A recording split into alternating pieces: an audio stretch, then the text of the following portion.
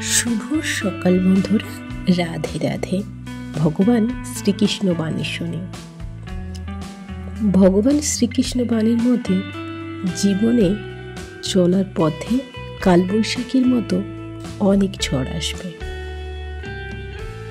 আমরা চারিপাশে পরিবেশ দেখি, প্রকৃতিকে দেখি, যেমন প্রকৃতিরও বিভিন্ন সময় বিভিন্ন রূপ দেখতে পাই, আমাদের জীবনেও তেমনই বিভিন্ন রূপ আসে। তবে প্রকৃতি কি হার মেনে নেয় এই প্রতিকূল পরিস্থিতির মধ্যে? না, তা কখনোই করে না। কালবৈশাখী যেমন আমাদের জীবনকে তছনছ করে তোলে, জীবনে তেমনই অনেক ঝড়ঝাপটা আসে। ভালোবাসা, দুঃখ, রাগ, অভিমান সব কিছু আছে।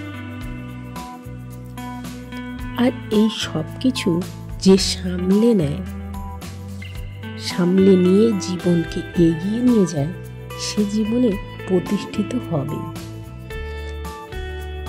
গাছগুলি যেমন শীতে নতুন পুরনো পাতা ঝরিয়ে নতুন রূপে আবার সেজে ওঠে, প্রকৃতিকে রাঙিয়ে তোলে, ঠিক তেমনই অপেক্ষা করলে প্রকৃতি যেমন সুন্দর রূপ দিতে পারে, মানুষের জীবনেও তেমনই সুন্দরতা আসে।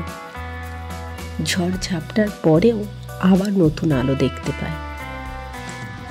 তাই কোনো কিছু হলে দুঃখে ভেঙে না পড়ে আবার নতুন করে রাস্তা খোঁজো, যে রাস্তায় তুমি চলে সঠিক পথের সন্ধান পাবে।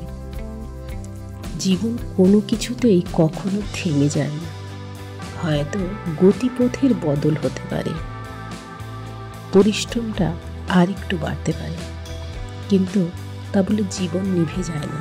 জীবন প্রদীপ জ্বলতেই থাকে, তাকে প্রতিকূলতাকে বাঁচিয়ে জ্বালিয়ে রাখতে হয়, তবেই জীবনে প্রতিষ্ঠিত হওয়া যায়।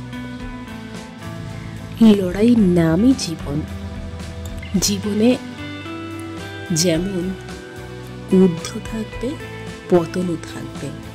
তাই কোনো কিছু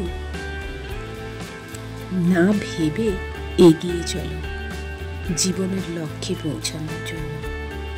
তোমার সঙ্গে সব কিছুই ভালো হবে, এই বিশ্বাসটুকু মনে রেখো, তবে জীবনে তুমি সব কিছুই সন্তুষ্ট হতে পারবে।